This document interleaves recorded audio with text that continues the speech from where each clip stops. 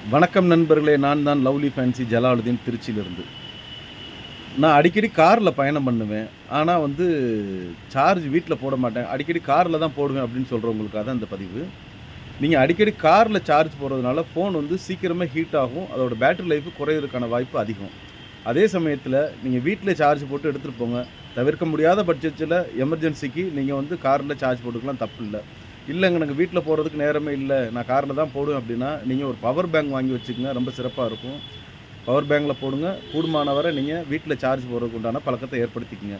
அதிகாலையில சார்ஜ் போடுறது ரொம்ப சிறப்பா இருக்கும். உதாரணத்துக்கு ஒரு 6, 7 மணிக்கு எந்திரிக்கிறோம் அப்படின்னா, நம்ம குளிச்சுட்டு ரெடியாகி வர்றதுக்கு ஒரு 1 ஹவர், 1 1/2 ஹவர் ஆகும். அந்த சமயத்தில நீங்க போட்டுட்டு குளிச்சுட்டு வர்றதுக்குள்ள சார்ஜ் ஃபுல் ஆயிரும். நீங்க எடுத்துட்டு உங்க வேலைய பார்க்கலாம்.